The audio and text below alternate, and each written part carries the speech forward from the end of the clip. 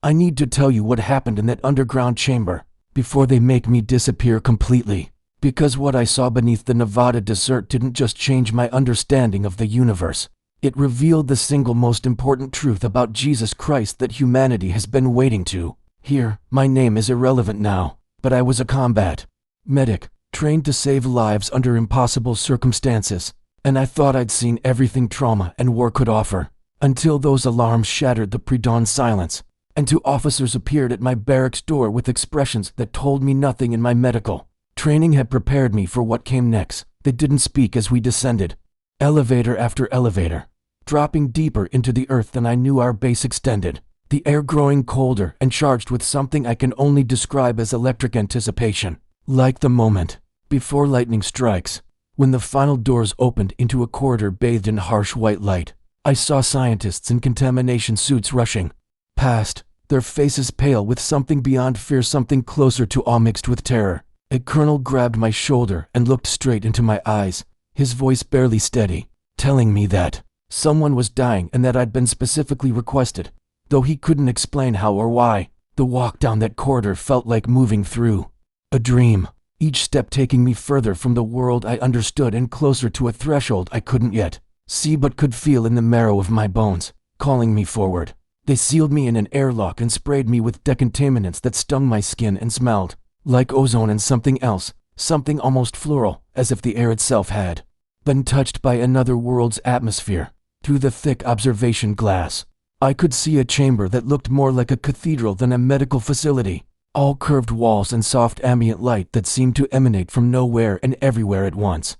And in the center, on a platform surrounded by monitoring equipment, lay a figure that made my breath catch in my throat. The being was small, perhaps 4 feet in length, with limbs too delicate for Earth's gravity and skin that shimmered like mother of pearl, caught in moonlight, translucent enough that I could see the faint glow of what might have been veins or energy channels pulsing beneath the surface.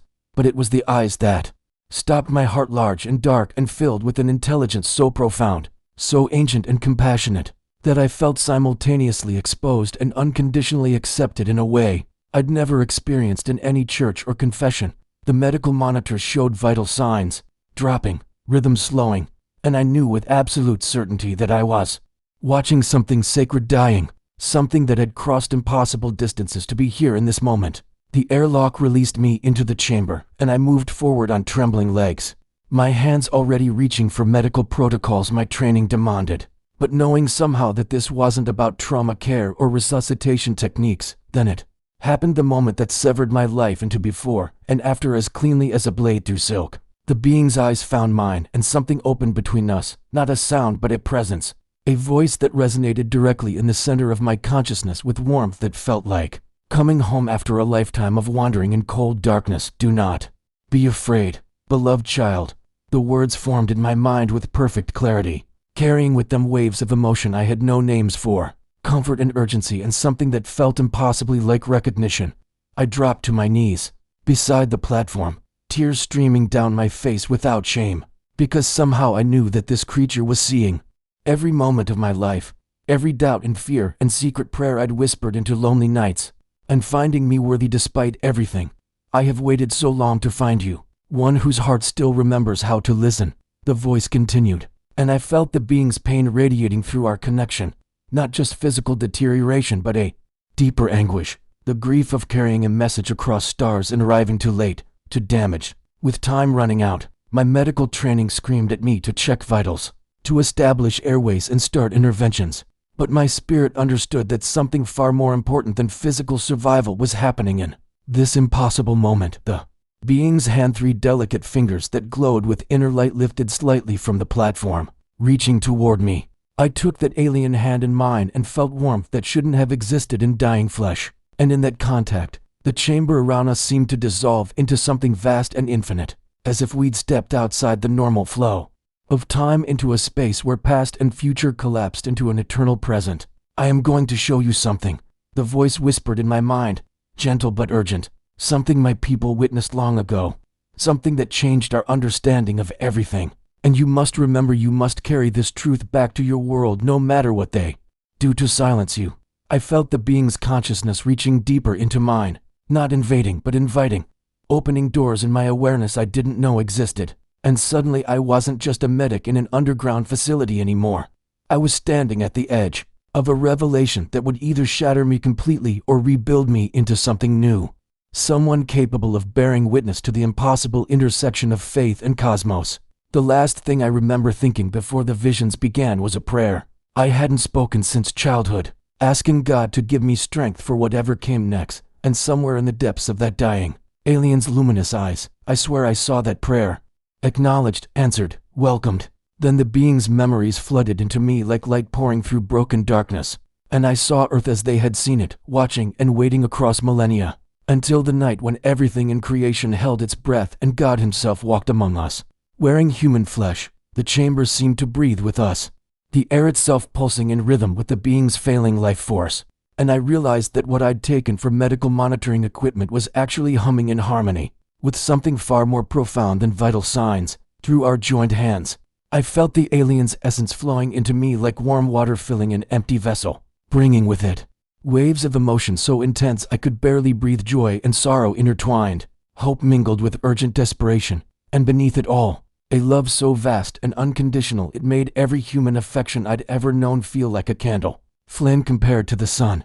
You are frightened, the voice acknowledged in my mind, tender and knowing, not of me, but of what my presence means, what it will demand of you if you accept this truth. I nodded, unable to speak, my throat tight with tears.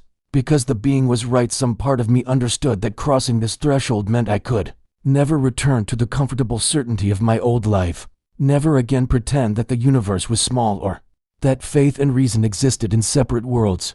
The being's luminous eyes seemed to grow brighter despite the fading vitality in its body, and I felt something like a smile in our connection, warmth and encouragement flowing through the telepathic bond. I am called Seraph in your language, though my true name would break your vocal cords to pronounce, the voice continued, and I sensed ancient humor mixed with sadness in those words. The loneliness of being forever unable to share your true self with those you've traveled so far to reach.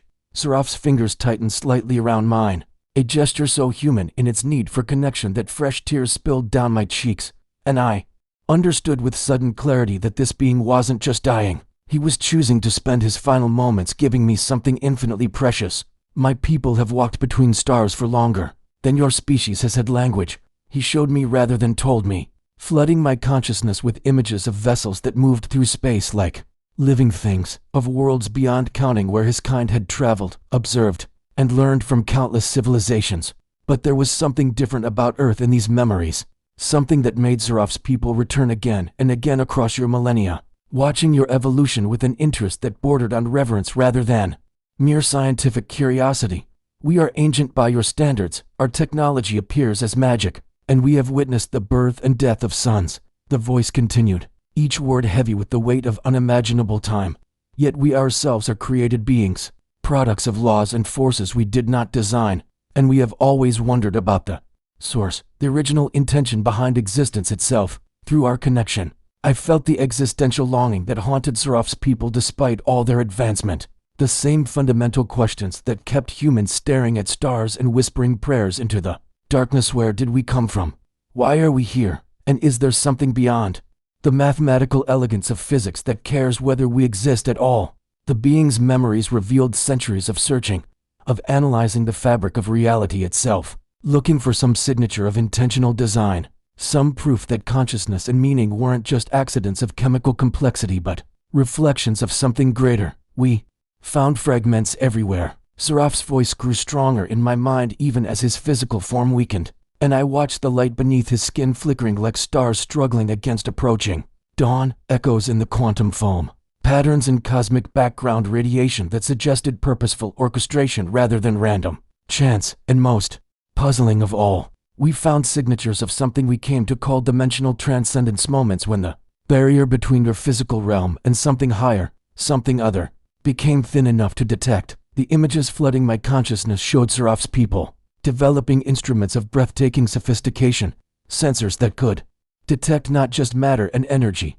but something they described as coherent intentionality, as if consciousness itself left traces that could be measured and mapped across spacetime. They had discovered that Earth was unlike anywhere else in their extensive travels, a world where these dimensional barriers seemed perpetually thinner, where the Signatures of transcendence appeared with remarkable frequency, clustering around certain individuals, certain moments, certain locations that your ancestors instinctively recognized as sacred. We began watching more carefully, documenting your prophets and mystics, the ones who spoke with authority about a creator they claimed to know personally, and we noticed that their testimonies, though separated by cultures and centuries, described the same essential reality: a God who was not distant or indifferent, but intimately involved with humanity's journey. I felt Seraf's wonder flowing through our bond, the scientific fascination of a species encountering data that challenged every assumption, phenomenon that suggested their search for ultimate meaning might actually have an answer. Then the being's entire form shuddered, and the medical equipment around us began screaming warnings that his time was almost gone. But Seraf held my hand with surprising strength and pulled my consciousness deeper into his memories, to a moment 2,000 years ago that he described as the convergence, the event that transformed his people's philosophical speculation into certain knowledge. We were monitoring your planet during a period of unusual transcendent activity in a small region you call the Middle East. The voice was urgent now, racing against failing biology, when our instruments registered something unprecedented, something that should have been impossible according to every law of physics. We understood a breach in dimensional barriers so complete, so total, that for one impossible moment, the infinite compressed itself into the finite, and the creator your prophets spoke of became one of you. The chamber around us seemed to disappear entirely, and I found myself sharing Seraf's memory, seeing Earth from orbit as sophisticated alien sensors detected an energy signature unlike anything they'd ever measured, a reading that suggested something from beyond all known dimensions had entered your physical reality, not as a visitor but as a permanent resident, born as you are born, breathing as you breathe, fully divine, somehow inhabiting fully human flesh. We didn't understand what we were witnessing, Seraf confessed, his mental voice filled with awe that hadn't diminished across 20 centuries. But we knew we were watching the answer to everything reveal itself in the last way we'd ever expected, not in cosmic phenomena or transcendent visions, but in a child born to a frightened girl in an insignificant town, carrying within him the signature of the source itself. Seraf's memories continued to unfold within me like ancient scrolls written in light, and I suddenly understood that what I was experiencing wasn't just passive observation but active participation, my consciousness somehow inhabiting moments that occurred thousands of years before my birth. Through the alien's perspective, I witnessed civilizations rising and falling across Earth's continents, and interwoven through all of it were these extraordinary individuals who blazed with that same dimensional signature. Seraf's people had learned to recognize prophets and mystics who spoke with voices that seemed to echo from beyond the physical realm, their words carrying weight that transcended mere human wisdom. I saw a man named Abraham standing beneath desert stars, making a covenant with the invisible God, and through Seraf's instruments I could see what Abraham himself could only feel: golden threads of transcendent energy, flowing down from somewhere outside normal spacetime, connecting heaven to earth through one man's radical faith. I witnessed Moses on a mountain wreathed in fire that burned but did not consume, and the alien sensors recorded reality itself bending around that sacred space, dimensional barriers growing so thin that the physical and divine nearly merged, the very atoms of stone vibrating with frequencies that shouldn't exist in your material world. We documented hundreds of these moments. Seraf's voice whispered through our joined consciousness, reverent and amazed, always expecting to find a pattern we could replicate, a technology we could understand and perhaps duplicate. But instead we found something that confounded us. The common element was always relationship, always this inexplicable love between creator and created, as if the God who designed galaxies cared deeply about individual hearts. The visions shifted and I found myself observing ancient Jerusalem through Seraf's memory, watching David dance before the ark with abandon that embarrassed his dignified wife. Yet the dimensional readings showed the king, surrounded by cascades of that transcendent energy, his joy somehow opening channels between worlds that all the priest's careful rituals could barely achieve. I saw prophets like Isaiah and Jeremiah speaking words that made reality tremble, their messages often unwelcome and their lives frequently threatened. Yet they persisted because they'd touched something so authentically real that human approval became irrelevant compared to divine truth. Through Seraf's perception, I watched Daniel survive a night with lions that should have torn him apart, and the alien instruments recorded a protective field of energy round the prophet. that had no source in your physical dimension.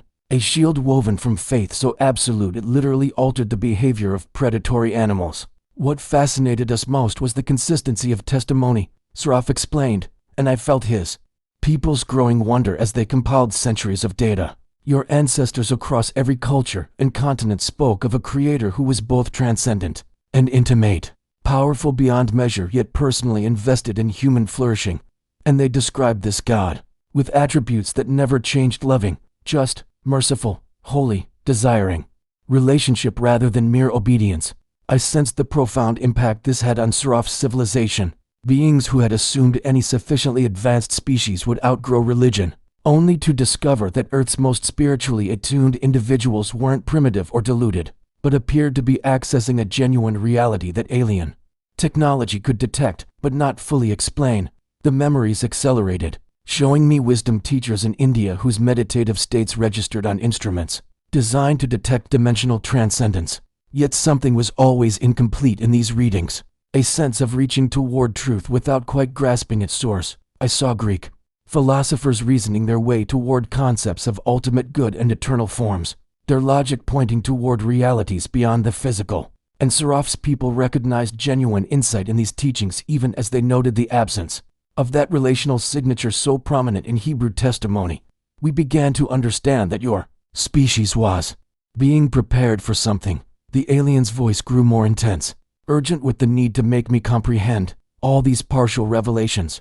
These fragments of truth scattered across your world were like dawn's first light announcing the sun's approach, genuine illumination, but not yet the fullness that was coming.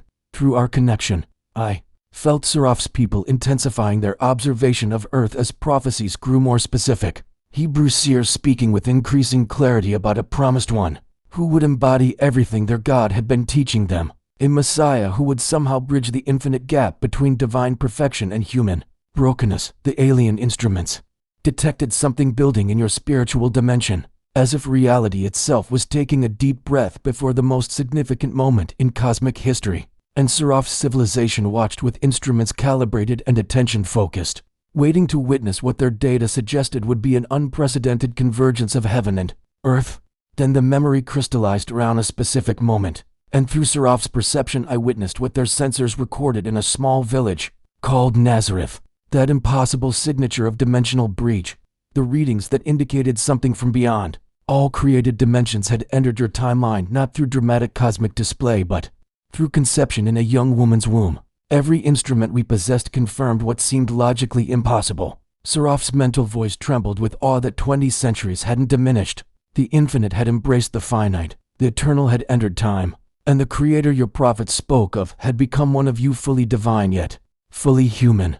God incarnate walking your earth in flesh that could bleed and hunger and feel everything you feel. I experienced Saraf's overwhelming confusion mixed with reverence as his people tracked this child's growth, watching as Jesus of Nazareth lived a carpenter's simple life for 30 years before suddenly blazing into public ministry.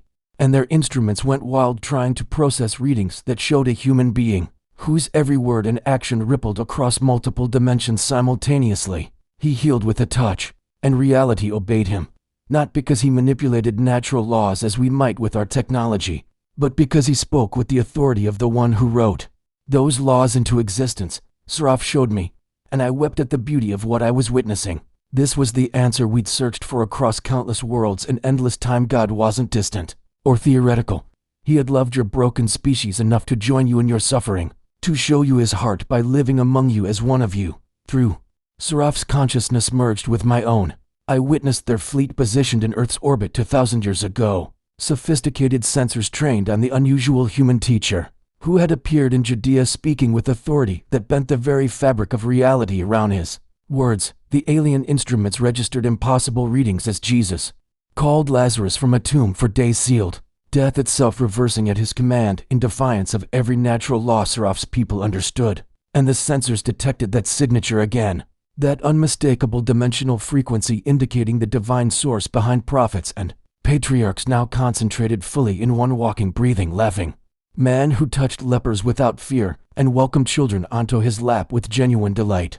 I felt Saraf's people struggling to comprehend what their data insisted was true. This carpenter from Nazareth wasn't merely touched by the divine or inspired by transcendent wisdom. He was somehow both fully human and fully God, the infinite compressed into finite flesh without diminishing either nature. And every miracle he performed sent cascading waves of energy through dimensions their most advanced science could detect, but never manipulate. We had encountered powerful beings across countless worlds, Seraph whispered through our joined awareness, his mental voice hushed with reverence. Entities who could manipulate matter and energy in ways that seemed miraculous. But Jesus was fundamentally different because he didn't access power from an external source.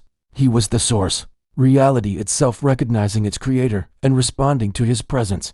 Through the alien's memory, I watched Jesus calming storms with a word, multiplying bread and fish to feed thousands, restoring sight to eyes that had never known light, and each act registered on their instruments as localized moments, where heaven's physics temporarily overrode Earth's laws simply because the one who authored both chose to reveal his true nature through compassion made visible, the visions intensified, and I found myself experiencing what Seraph witnessed during Jesus' final week in Jerusalem, when their instruments began detecting unprecedented dimensional instability, as if the approaching crucifixion was causing reality itself to hold its breath before a cosmic pivot point that would reshape existence across every realm and timeline. Through the alien's perception, I watched Jesus in Gethsemane garden praying with such intensity that he sweat drops of blood, and Seraph's sensors recorded something extraordinary. The readings showed the full weight of human darkness from every age somehow converging on this one man in this one moment,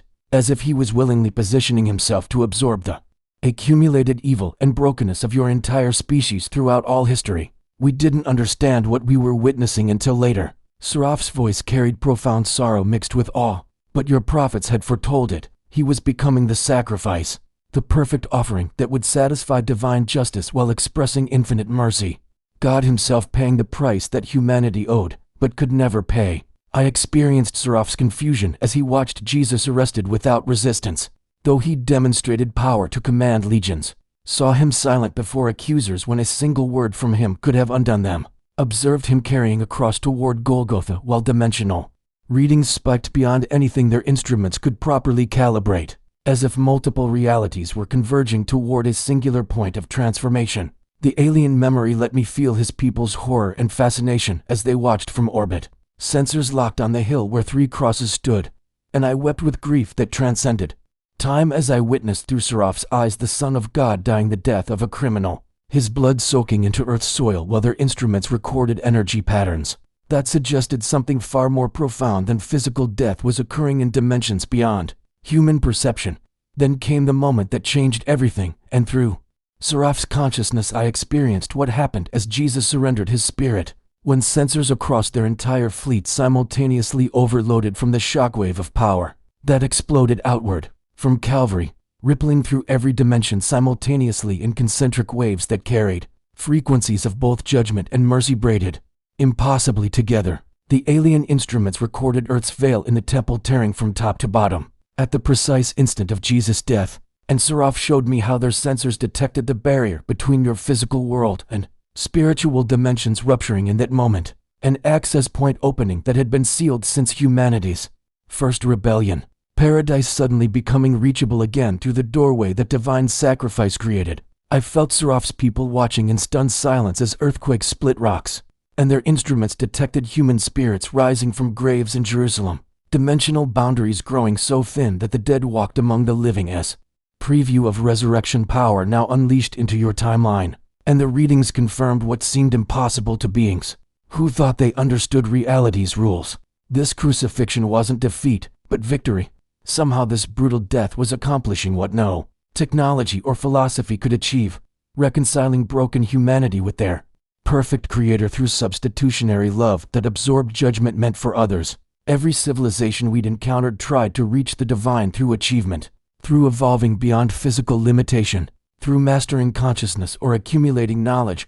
Seraph's voice resonated with the weight of revelation that had transformed his entire species' understanding. But your God revealed the truth that scandalizes pride. Salvation comes not through human ascent, but divine descent, not through our strength but through his sacrifice. And the cross proved that love willing to suffer for the beloved is the most powerful force in Existence, stronger than death, more enduring than time. The universal constant that holds all creation together. The memory shifted to 3 days later, and I gasped within our shared consciousness as I witnessed what Seraph's instruments recorded at dawn on the first day of the week, when their sensors detected a surge of power emanating from a sealed tomb outside Jerusalem's walls. Energy readings spiking beyond measurement as something that had been dead suddenly blazed with life, more vibrant and dimensional than anything in your material world. Through alien technology designed to observe impossible phenomena, I watched with Seraph as Jesus emerged from death itself, not resuscitated but resurrected. His body transformed into something that could pass through solid walls yet still bore crucifixion scars. Physical enough to eat fish with his disciples yet transcendent enough to appear and disappear across distance instantaneously. And the dimensional signature radiating from risen Christ confirmed he'd conquered the last enemy, proven himself victor over sin and death and everything that separated creation from Creator. In that moment, we finally understood, Seraph whispered, his mental voice carrying joy that 2,000 years couldn't diminish. Everything in existence finds its meaning in him. He is the Word through whom all things were made, the light that darkness cannot overcome. And his resurrection sent shockwaves across every dimension, proving that divine love is stronger than entropy, grace more powerful than judgment, and those who trust in him gain access to eternal life that begins now and stretches beyond time's boundaries into forever. I felt tears streaming down my face in that sterile military chamber as the dying alien's memories showed me the most important truth in existence, that God hadn't remained distant, but had stepped into our suffering to redeem it, transforming the worst that evil could accomplish into the greatest victory love has ever won, and offering that victory freely to anyone humble enough to receive what they could never earn or achieve through their own effort. The shared consciousness deepened between us, and suddenly I wasn't just observing Seraph's memories anymore, but living them with an intensity that made my physical body convulse against the medical restraints, sweat pouring down my temples as 2,000 years collapsed into this single moment of unified awareness. I could feel the texture of his ship's metallic walls beneath appendages, so different from my human hands, sensed the thrumming vibration of their observation instruments calibrated to frequencies beyond Earth's electromagnetic spectrum, hear the melodic communication of his crew members as they maintained orbit above a planet they'd watched for millennia with growing fascination and concern. Through Seraph's compound eyes I saw Earth spinning below, so beautiful and wounded, its surface dotted with civilizations rising and falling like waves on an eternal shore, and I felt his people's protective affection for humanity mingled with confusion about why the Creator showed such persistent love toward beings who continuously rejected his guidance and broke themselves against consequences of their own rebellion. The vision clarified, and I found myself experiencing that Friday afternoon, when their instruments detected reality beginning to fracture, dimensional barriers shuddering as if creation itself recognized something terrible and necessary was occurring on a hill outside Jerusalem's ancient walls. I could feel Seraph's equivalent of breath catching as sensors locked onto the central cross, where Jesus hung dying, and through technology that could read energy signatures across multiple dimensions simultaneously, I witnessed what human eyes alone could never perceive. The physical agony obvious enough, but behind it something infinitely more profound, as the Sinless One absorbed sin's full weight, taking upon himself the accumulated darkness of every human soul, across every generation in an act of substitutionary love that defied every logical framework Seraph's advanced civilization had constructed about justice, mercy, and cosmic balance. The alien's memory let me experience his confusion transforming into horrified understanding, as Jesus cried out words about being forsaken, and their instruments registered the unthinkable. In that moment, the eternal connection between Father and Son experienced separation for the first and only time in existence, not because their unity was broken, but because Jesus was bearing humanity's alienation from God, carrying our abandonment so we'd never have to face it, absorbing the hell we'd earned so we could inherit the heaven he'd prepared.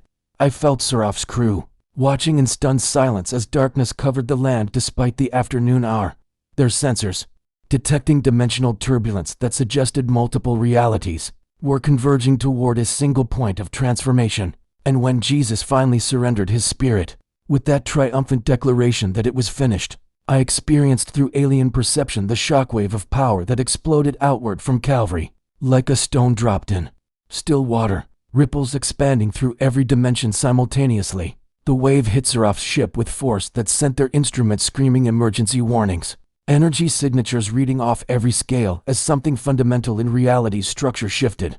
Barriers that had stood since humanity's first rebellion suddenly torn open from top to bottom by a sacrifice so perfect it satisfied justice while revolutionizing mercy. Through our merged consciousness I felt what Seraph felt, his people's instruments detecting the massive spiritual barrier round Earth, developing a doorway, paradise becoming accessible again through the blood of God himself, and gravitational readings, showing the precise moment when death's grip on humanity broke, when the keys to hell and grave changed ownership, when everything evil had schemed to accomplish through the crucifixion reversed into its opposite, because divine love transformed suffering into salvation. But the vision didn't end with death, and I gasped within our shared awareness, as Seraf's memory jumped forward 3 days to that dawn, when their sensors detected unprecedented activity at a tomb. Their instruments had been monitoring continuously, energy readings spiking from 0 to infinite as something dead suddenly blazed with life so intense it registered across dimensional boundaries thought to be impermeable. I watched through alien eyes as stone rolled away from the entrance, not to let Jesus out, but to let witnesses in. And through technology capable of perceiving beyond your visible spectrum, Seraph showed me the dimensional signature of resurrection, how Jesus' body had transformed from glorified flesh that bore crucifixion scars as eternal testimony, yet could pass through solid matter, exist in multiple locations simultaneously, and radiate frequencies that their instruments could detect, but never replicate or fully comprehend. The alien's mental voice carried awe that millennia couldn't diminish as he explained what their scientists finally concluded after analyzing the data from those 3 days, that Jesus hadn't merely survived death or reincarnated into a new form, but had conquered death itself from the inside, transforming it from a period into a comma, from an ending into a doorway, proving himself master over every force that holds creation in bondage. I felt Seraph's crew celebrating as they recognized what resurrection meant, not just for the man Jesus, but for every human who would choose through the merged consciousness. I experienced Seraph's understanding crystallizing into absolute certainty, and his telepathic voice resonated through my mind with reverence that transcended species and time itself as he began explaining what his civilization had concluded after decades of analysis and debate following those 3 days that changed reality's foundation. Jesus was not one of us. He communicated with emphasis that carried emotional weight I could feel in my chest. Not an enlightened alien or advanced being from another world who came to teach primitive humans through superior knowledge, but something infinitely more profound and humbling that our science detected, but our wisdom could barely comprehend. The visions shifted, and I saw through Seraph's memory how his people had gathered in vast assemblies across their homeworld, their greatest minds presenting data that all pointed toward the same impossible conclusion, that the being who walked Galilee's shores and died on Calvary's hill was the Creator himself clothed in human flesh, God compressing infinite divinity into finite form to accomplish what no created being, regardless of advancement or power, could ever achieve.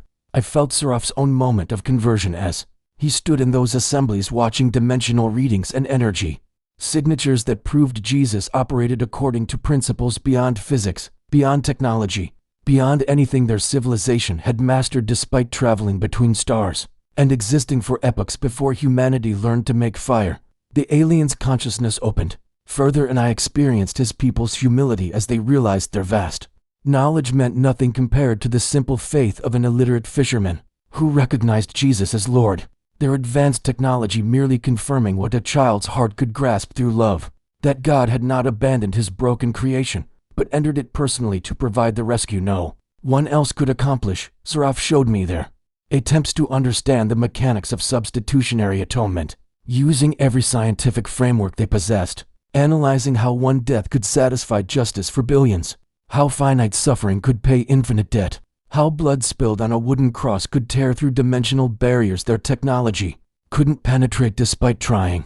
For millennia, their equations all failed, he explained with something like laughter mixed with worship, because grace operates according to divine mathematics, where love multiplies beyond logic, and mercy transcends every natural law, where the last become first and death transforms into life and weakness reveals itself as ultimate strength. I felt his wonder as he described how Jesus' sacrifice created what they called a bridge or doorway, but what transcended their terminology, a cosmic reality where heaven and earth reconnected through God's own body, where humanity regained access to the Creator's presence not through evolutionary advancement or technological achievement but through simple trust in what Jesus accomplished. The vision intensified and Seraph guided my awareness toward understanding that shook everything I thought I knew about existence, showing me how his people had observed countless civilizations across galaxies and dimensions, species far older and more advanced than humanity, yet none had witnessed what occurred on Earth 2,000 years ago. Your planet is unique in all creation. His mental voice carried tones of reverence that made tears stream down my physical face. Because here the Creator chose to become created, infinity compressed into infancy, omnipotence learning to walk, eternity experiencing time, immortality tasting death.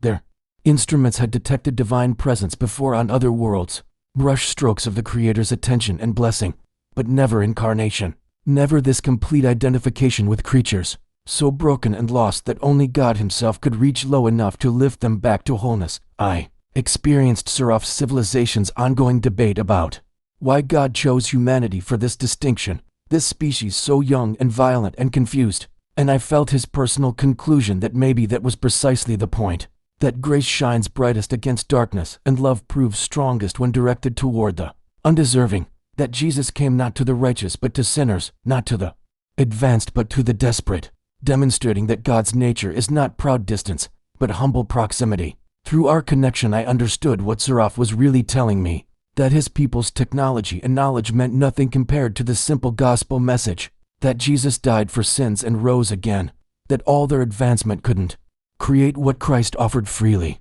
forgiveness and adoption and eternal life through faith rather than achievement. We have traveled between stars.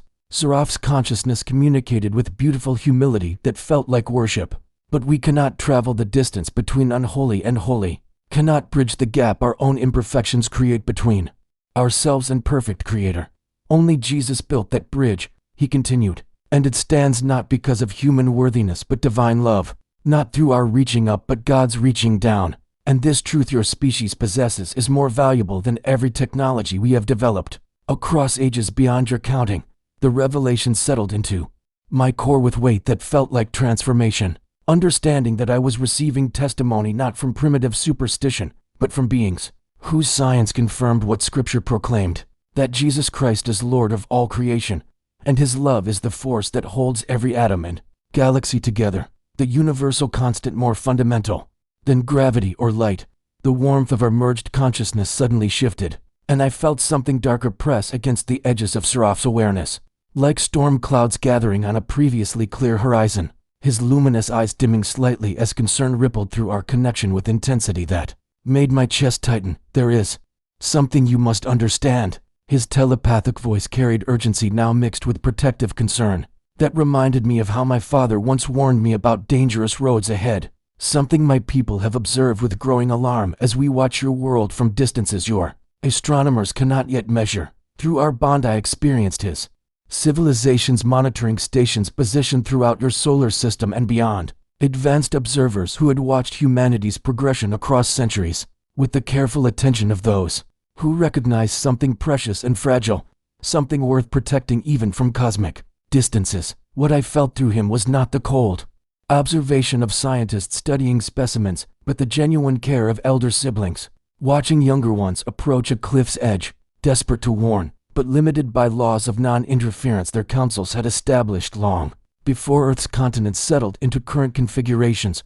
Seraph's consciousness opened further and I saw through his perception how darkness operates not just as absence of light, but as active force with intelligence and intention, spiritual powers that his people's instruments could detect as clearly as humans measure radiation or electromagnetic fields. Entities that feared nothing more than humans discovering their true identity as beloved children of the Creator. Your species stands at a threshold, Seraph communicated with weight that pressed against my awareness like physical force.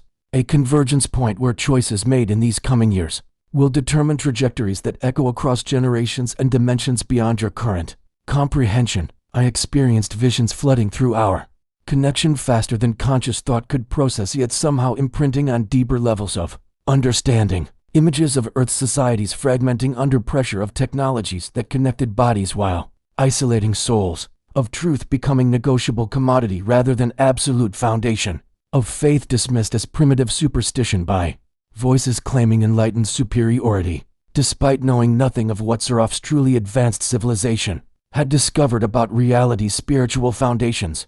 He showed me how darkness works through subtle erosion rather than obvious assault, replacing wonder with cynicism degree by degree, substituting authentic community with digital shadows, redefining human worth through metrics of productivity and appearance while obscuring the fundamental truth that each person carries divine image regardless of achievement or status. Through his perspective, I understood how these attacks targeted specifically the knowledge of humanity's belovedness, the recognition that Jesus died personally for each individual as though they were the only one needing rescue, because people who truly grasp their value to God become impossible to control through shame, or fear, or empty promises of significance earned through conformity to systems darkness establishes.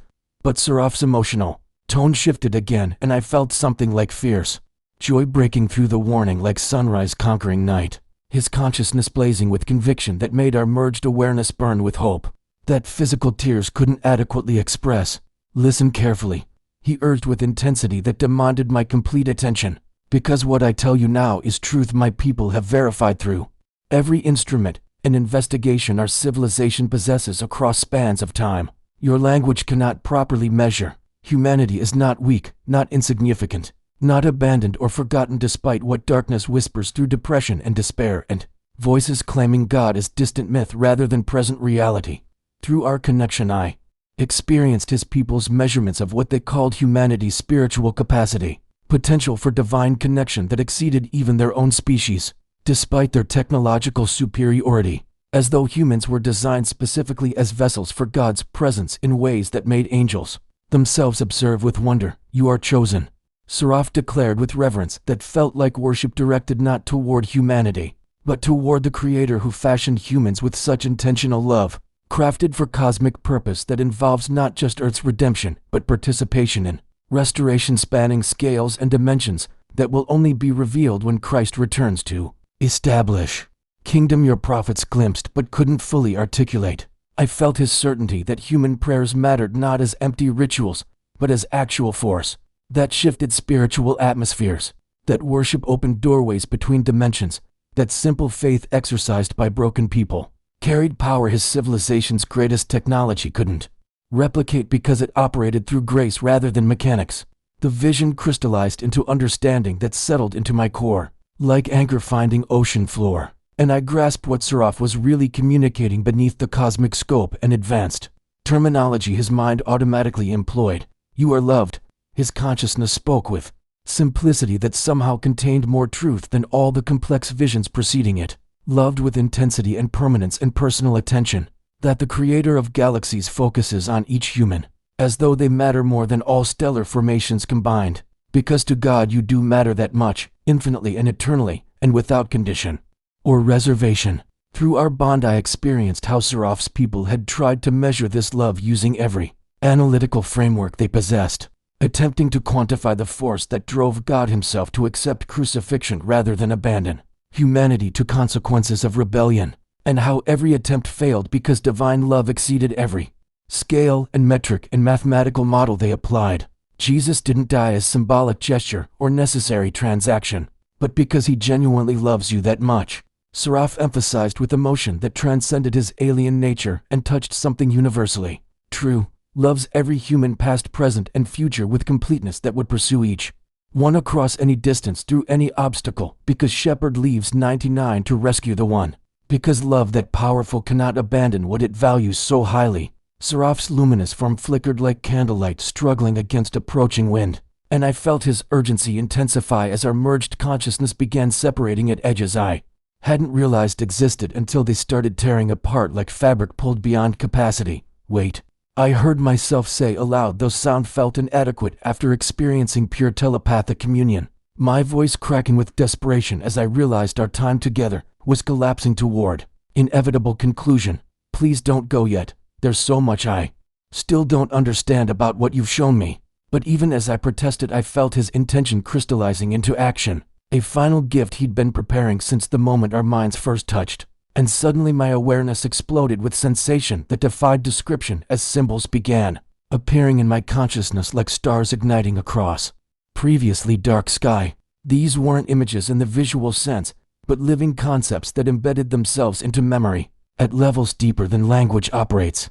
Geometric patterns interweaving with colors that don't exist in Earth's visible spectrum. Mathematical equations that somehow expressed emotional truths, ancient words from languages my tongue had never learned, yet my soul recognized with strange familiarity that suggested deeper connection to human spiritual heritage than modern society remembers. Each symbol carried compressed information that unpacked itself as my consciousness touched it, revealing layers of meaning that connected scientific principles to scriptural truths in ways that dissolved false boundaries between faith and knowledge that darkness had worked millennia to establish and maintain. I saw the structure of atoms and recognized it as visual echo of Trinitarian nature.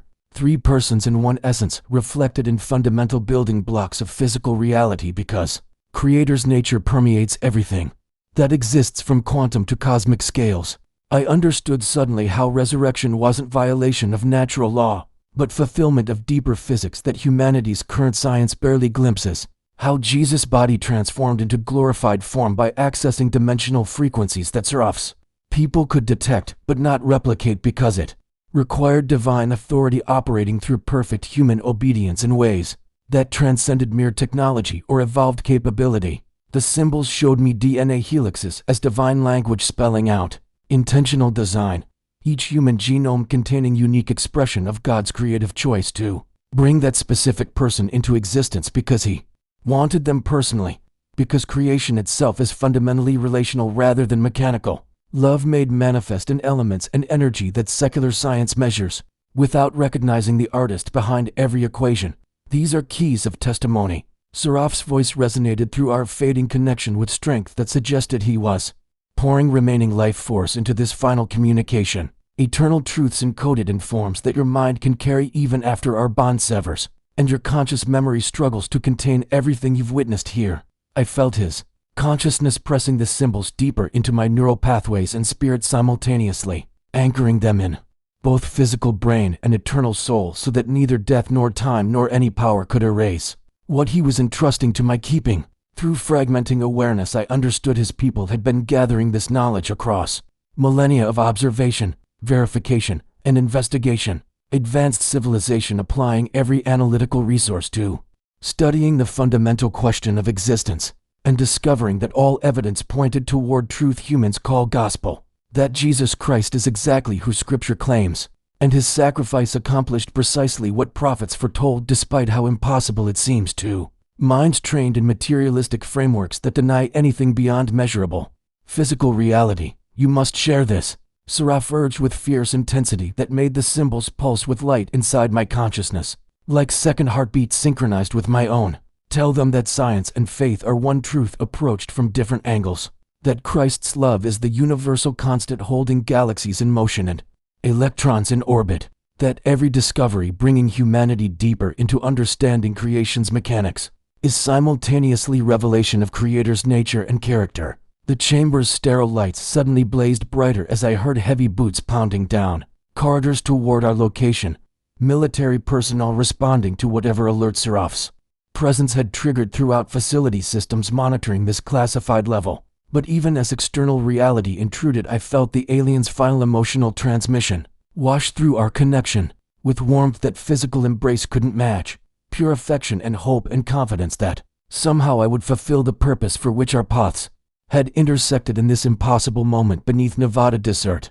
The symbols settled into permanent place within me as Seraph's physical form began dissolving into pure light that filled the chamber with radiance no earthly source could produce, his luminous eyes holding mine with expression that transcended species and communicated something eternally true. You carry divine image. His last words echoed through my mind as armed soldiers burst through sealed doors and shouted commands that seemed distant and irrelevant compared to what I was experiencing. And that image makes you capable of bearing witness to truth that will set others free from lies darkness has established. Tell them they are not alone, never alone, because God who spoke galaxies into existence knows each person's name and counts every hair and collects every tear and loves them with intensity. That my people traveled light years hoping to understand, but found can only be received through faith that Jesus himself provides to those who ask, who seek, who knock. On heaven's door expecting Father's welcome rather than cosmic indifference. The soldiers surrounded me with weapons raised as Serap's body completed its transformation into pure light that hung suspended in the sterile chamber like concentrated starlight, defying every law of physics my medical training understood, and I felt hands gripping my arms with force that would leave bruises, though the physical pain registered as distant background noise compared to the vastness still echoing through my consciousness from our merged awareness. Someone was shouting commands about containment protocols and potential contamination, while others barked questions I couldn't process because my attention remained fixed on the luminous form that had been my alien friend dissolving into particles of radiance that drifted upward, as though gravity had released its claim on matter that was returning to some higher dimensional state.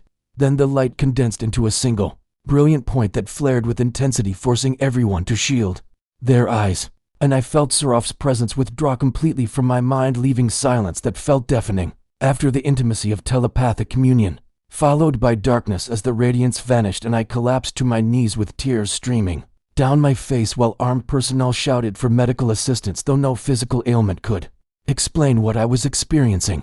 They hauled me upright and rushed me through corridors that blurred past in fluorescent streaks, as my consciousness struggled to adjust to being singular again, after briefly touching something infinite, and I realized I was sobbing not from grief, but from overwhelming gratitude mixed with desperate longing for connection I'd lost. They placed me in a windowless room with steel table and chairs bolted to concrete floor, where men in unmarked suits asked questions for hours that stretched into days, their faces showing no emotion as they demanded I recount every detail of my encounter with the extraterrestrial entity, while cameras recorded from corners and sensors monitored my vital signs for deception they seemed convinced must be hiding in my testimony. I told them everything because Seraph had instructed me to share this truth, regardless of consequences, describing the visions of Earth's history and the cosmic perspective his people maintained, and especially the revelation about Jesus Christ being divine incarnation whose resurrection sent energy cascading through dimensions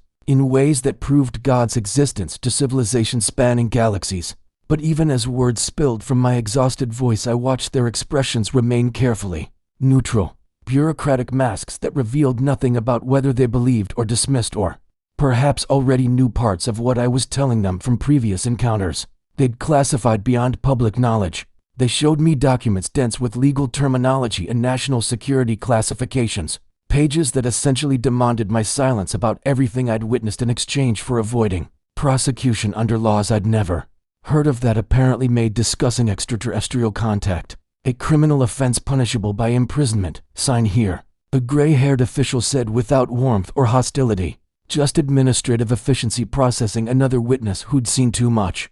And if you value your freedom and your family's safety, you'll forget this night ever happened and return to normal life without speaking of classified matters to anyone.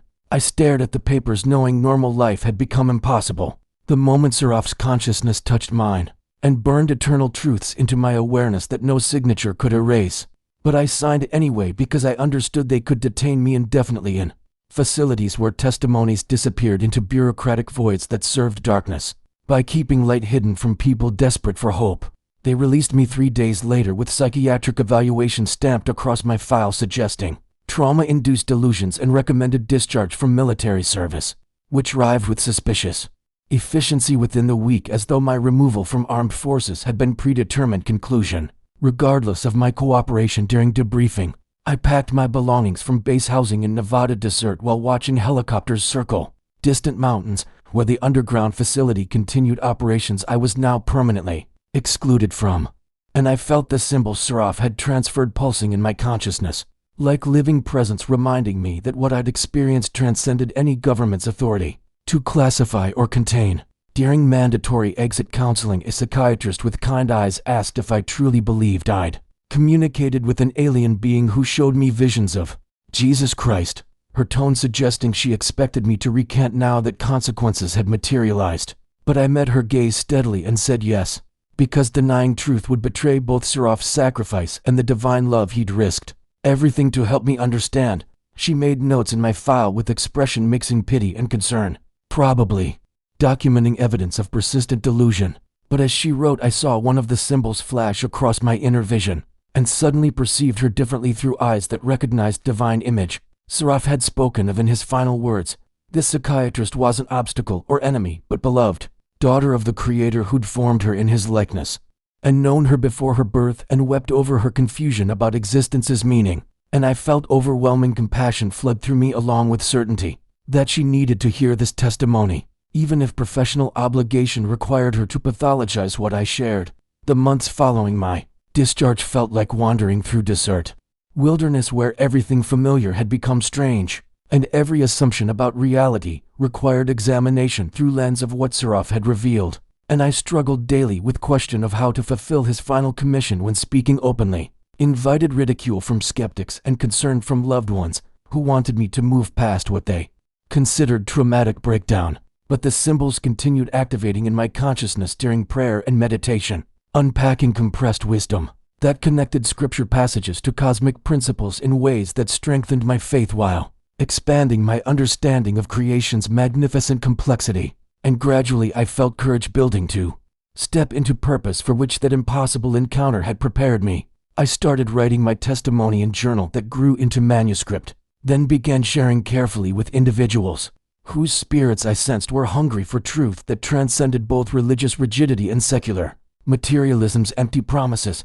Some dismissed my account as fantasy or delusion exactly as I'd expected, but others responded with tears and recognition as though they'd been waiting lifetime to hear someone articulate what their souls had always suspected about reality's deeper nature. And every time I spoke Seraph's final words aloud, telling struggling humans they are not alone and deeply eternally loved by God who knows their names and sent his son Jesus to bridge the infinite distance between creator and creation, I felt the alien's presence like blessing, confirming I was fulfilling sacred trust he died to establish. I started speaking at small gatherings in living rooms where believers and seekers sat cross-legged on worn carpet, their faces reflecting candlelight as I shared testimony that sounded impossible yet rang with authenticity that skepticism couldn't fully dismiss.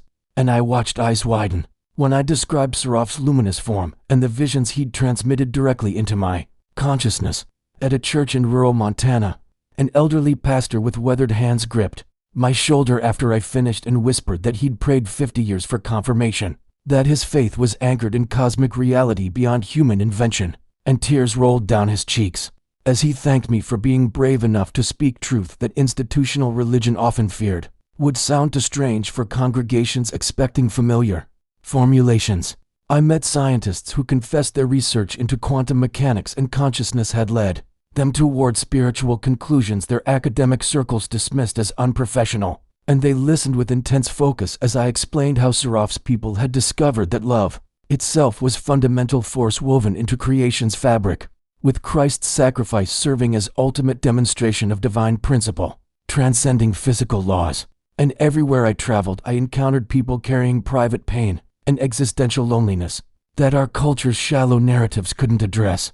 Souls hungry for assurance that their suffering mattered within larger story and that the universe wasn't cold indifferent mechanism, but intimately aware creation pulsing with purposeful love. The symbols Seraph had embedded in my consciousness became clearer as I learned to quiet my mind in prayer, revealing themselves as geometric patterns that somehow contained compressed wisdom about reality's multidimensional nature and humanity's essential role as bridge between material and spiritual realms.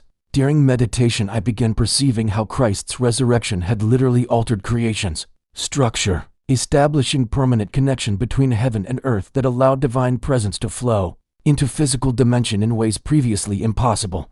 And I understood why even advanced alien civilizations regarded that historical moment with awe that bordered on worship. One evening, while reading John's Gospel, I felt sudden activation of symbols and saw a vision of Seraph's people observing Calvary from concealed position, their sensors detecting energy signature they'd never encountered as Jesus yielded his spirit and the curtain tore and darkness covered land. And I experienced their collective shock as they realized they were witnessing not extraterrestrial intervention, but God himself choosing vulnerability of incarnation to demonstrate love that would echo across galaxies. The vision showed me their debates afterward as they analyzed data that defied their models and argued about whether they should reveal themselves to humanity or respect the sacred unfolding they'd witnessed. And finally, their decision to maintain watchful distance, while documenting how Christ's message spread through centuries despite opposition and distortion. Because truth that powerful couldn't be permanently suppressed, I wept, understanding that my encounter with Seraph wasn't random, but carefully orchestrated moment, when their ancient testimony could merge with human witness to create bridge, helping people integrate faith and cosmic awareness. The attacks came as Seraph had warned they would, subtle campaigns of mockery and dismissal that attempted to paint my testimony as delusion or attention-seeking fabrication, and I faced interrogation from journalists looking for inconsistencies, and skeptics demanding physical evidence I couldn't provide, since military had confiscated everything from that underground facility. But I'd learned from Jesus' own experience that truth doesn't require universal acceptance to remain true, and persecution often confirms that message threatens powers benefiting from humanity's spiritual confusion and divided consciousness. I kept speaking because people kept responding with transformed lives. Messages arriving from strangers describing how my testimony had rekindled dying faith or opened their minds to possibility that science and spirituality were complementary revelations of single magnificent reality. A young woman wrote that she'd been planning suicide before hearing my account, but something in the description of divine love Seraph had shown me convinced her that her existence held meaning within cosmic story larger than her immediate pain. And she was choosing to live because she finally believed she was known and cherished by Creator, who'd numbered every hair on her head. These responses became my confirmation that I was fulfilling sacred assignment, planting seeds that would grow in souls prepared to receive truth that humanity isn't abandoned on insignificant rock but central to drama spanning dimensions where every choice between love and fear reverberates through spiritual realms. Angels and aliens alike observe with invested interest. Now when I stand before audiences small and large, I speak with authority that doesn't originate from credentials or status, but from having briefly merged consciousness with beinghood, witnessed Christ firsthand, and carried that testimony across light years to deliver it to searching heart in Nevada desert. I tell them what Seraph died to reveal, that Jesus wasn't myth or moral teacher, but literal incarnation of God who loved creation enough to enter it completely and suffer its worst violence to prove that divine love survives even death and darkness, and that nothing can separate us from grace that reaches across cosmic distances to touch individual souls. I describe the symbols pulsing in my awareness, and how they've taught me that faith isn't retreat from reason, but recognition of deeper reason underlying all existence, invitation to see reality as both physical fact and spiritual truth simultaneously present, like light behaving as particle and wave, depending on how consciousness engages it. And I always end with Seraph's final words because they contain essence of message both he and Jesus came to deliver, that we are not alone in universe indifferent to our struggles, but surrounded by witnesses in heaven and across galaxies who celebrate every human who chooses love over fear and faith over cynicism, despite living in dimension where spiritual realities remain mostly invisible. Tell them they are deeply, eternally loved. Seraph's voice echoes in my memory with urgency that hasn't diminished. Loved by God who knows their names and counts their tears, and promises reunion in kingdom where every question finds answer, and every wound receives healing in presence of Christ, whose light even alien civilizations cannot fully comprehend, but only worship from humble distance, recognizing mystery too holy for complete understanding. Have you ever felt watched by something beyond this world? Subscribe to hear more testimonies that reveal the hidden truth about our divine purpose.